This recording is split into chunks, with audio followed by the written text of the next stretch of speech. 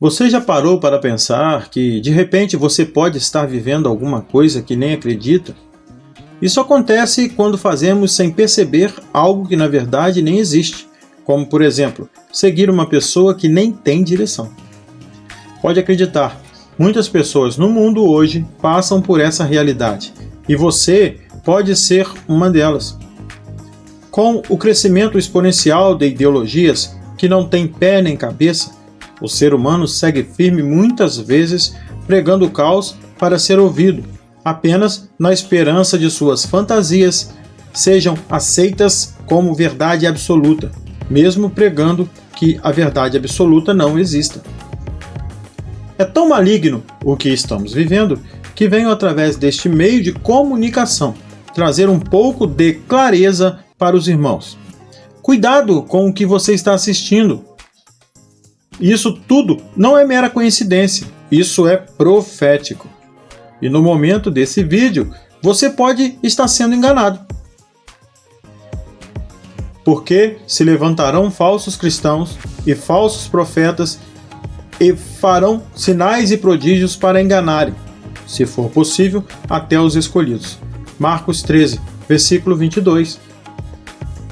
Investigando durante décadas a natureza do marxismo, acabei concluindo que ele não é só uma teoria, uma ideologia ou um movimento político.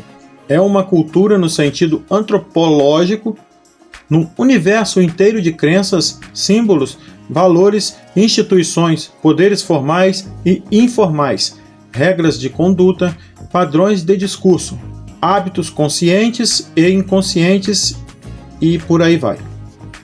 Por isso, é autofundante e autorreferente, nada podendo compreender exceto nos próprios termos, não admitindo uma realidade para além do seu próprio horizonte, nenhum critério de veracidade acima dos seus próprios fins autoproclamadores. Como toda cultura, ele tem sua própria subsistência, um valor que deve ser defendido a todo preço, muito acima das exigências da verdade ou da moralidade.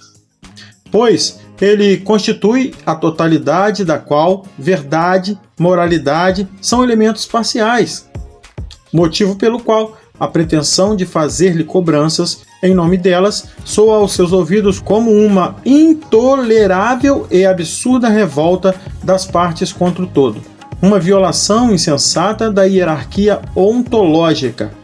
A constituição da sua identidade inclui dispositivos de autodefesa que impõem severos limites à crítica racional, apelando, quando a ameaça real ou imaginária, a desculpas mitológicas, ao auto-engano coletivo, à mentira pura e simples, a mecanismos de exclusão e liquidação dos inconvenientes e ao rito sacrificial do bode expiatório. Iludem-se os que acham possível contestar o marxismo por um ataque bem fundamentado aos seus princípios. A unidade e a perseverança da sua cultura estão para o marxista acima de todas as considerações de ordem intelectual e cognitiva. E por isso, os princípios expressos de teoria não são propriamente o fundamento da cultura marxista. São apenas tradução verbal, imperfeita e provisória de um fundamento muito mais profundo, que não é de ordem cognitiva, e sim existencial, e que se identifica com a própria sacralidade da cultura, que deve permanecer intocável. Esse fundamento pode ser sentido e vivenciado pelos membros da cultura por meio da participação na atmosfera coletiva, nos empreendimentos comuns, na memória das glórias passadas e na esperança da vitória futura, mas não pode ser reduzido a nenhuma formulação verbal em particular, por mais elaborada e prestigiosa que seja. Por isso, é possível ser marxista sem aceitar nenhuma das formulações anteriores do marxismo, incluindo a do próprio Marx. Por isso, é possível participar do movimento marxista sem nada conhecer da sua teoria, assim como é possível rejeitar criticamente a teoria sem cessar de colaborar com o movimento na prática. A investida crítica contra as formulações teóricas deixa intacto o fundamento existencial, que atacado reflui para o abrigo inexpugnável das incertezas mudas ou simplesmente produz novas formulações substitutivas que, se forem incoerentes com as primeiras, não provarão, para o marxista, senão a infinita riqueza do fundamento indizível, capaz de conservar sua identidade, sua força, sob uma variedade de formulações contraditórias que ele transcende infinitamente. O marxismo não tem princípios, apenas impressões indizíveis em constante metamorfose, como a realidade da vida humana não pode ser vivenciada senão com um nó de tensões que se modificam no tempo sem jamais poder ser resolvidas.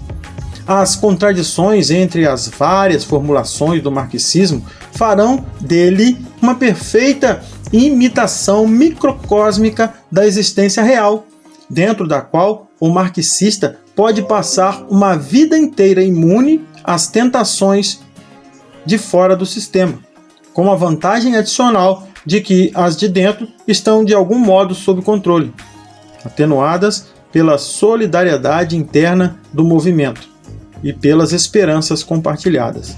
Se o marxismo é uma segunda realidade, na acepção de Robert Musil e Eric Voegelin, ele é o não somente no sentido cognitivo das representações ideais postiças, mas no sentido existencial da falsificação ativa, prática da experiência da vida.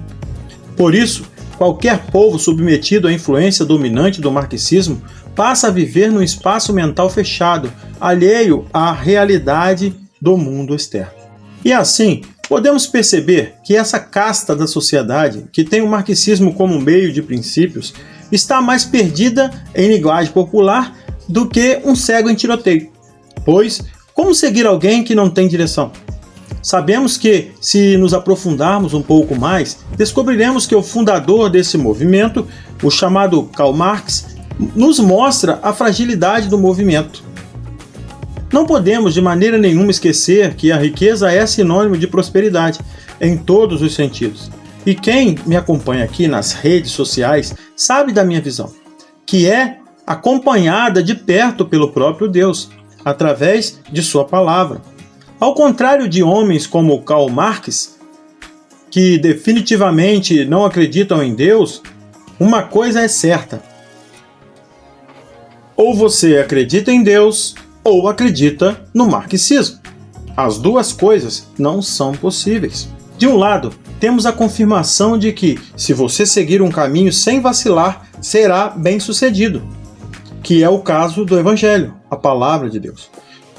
E em contrapartida, temos o marxismo, que contraria a realidade, afirmando coisas como a questão da riqueza como um problema, não como solução. Aqui, quero deixar com os irmãos um trecho da palavra de Deus que define bem a separação do que é o mal e o que deve ser combatido. Nesse caso, podemos perceber, porque o amor ao dinheiro é a raiz de toda a espécie de males, e nessa cobiça alguns se desviaram da fé e se transpassaram a si mesmos com muitas dores. 1 Timóteo 6, versículo 10. Podemos então constatar que, pelo olhar divino, o amor ao dinheiro é a raiz do mal. E daí podemos concluir que Karl Marx, se leu algum dia a palavra de Deus, nunca se aprofundou no assunto, mesmo porque sua vida não era lá essa maravilha que ele queria que todos pensassem. Ele não tinha paz em sua vida particular, dentro do seu lar, em sua casa, não conseguindo nem comandar a sua própria casa. Poderia então esse homem ser exemplo para o mundo, ou até mesmo dono, vamos dizer assim, de uma teoria que fosse capaz de nos dar uma direção? Meus queridos, Marx poderia até ter uma boa intenção, mas não basta ter uma boa intenção. Nós temos que buscar a verdade antes de pensar em ter uma boa intenção, porque nossas mentes são imaginárias demais e podemos, por um motivo ou outro, nos entregar a caminhos falsos, podendo assim levar várias pessoas a caminhos ilusórios. É um conselho de visão espiritual? Então, não fique como Marx inventando. Siga este conselho, porque aqui, diferente dele, há sim direção. Respondeu Jesus e disse-lhes: ainda que eu testifico de mim mesmo, o meu testemunho é verdadeiro, porque sei de onde vim e para onde vou. Mas vós não sabeis de onde venho, nem para onde vou. João 8, versículo 14. Meus queridos, neste pequeno resumo do que acabei de falar sobre o marxismo, vale a pena ressaltar que, com base no que já estudei sobre o comunismo e socialismo, percebo que eles não são diferentes um do outro em quase nada, no sentido de poder. Quando, na história, se enfrentaram, foi apenas por alternância de poder, passando assim, como sempre, por cima de quem quer que seja, sem se importar com a vida humana que não concordasse com o regime. Lembre-se de que Jesus nunca foi socialista. Ele sempre foi autossuficiente, porque ele é o próprio Deus. No princípio era o Verbo, e o Verbo estava com Deus, e o Verbo era Deus. João 1, versículo 1. Esses apelidos dados a Jesus, às vezes, são feitos por pessoas que nem conhecem a verdade, porque, como disse, são oportunistas que têm suas ideias e estão sempre manipulando situações de acordo com suas conveniências. No entanto, no caso de Jesus, não dá para sustentar narrativas, pois ele é a própria verdade, que não aceita narrativas. Apartai-vos de mim, malditos, para o fogo eterno preparado para o diabo e seus anjos, porque tive fome e não me destes de comer. Tive sede e não me destes de beber. Sendo estrangeiro, não me recolhestes. Estando nu, não me vestistes, e enfermo, e na prisão, não me visitastes. Então eles também lhe responderão, dizendo: Senhor, quando te vimos com fome, ou com sede, ou estrangeiro, ou nu, ou enfermo, ou na prisão, e não te servimos? Então lhes responderá, dizendo: em verdade vos digo que quando a um destes pequeninos o não fizestes, não o fizestes a mim. E irão estes para o tormento eterno, mas os justos para a vida eterna. E assim, vamos ficando por aqui. E você que está aí me vendo e gosta do conteúdo, curte, deixa seu like para que a gente possa alcançar mais pessoas, para que o YouTube entenda que eu quero levar esta mensagem a mais pessoas.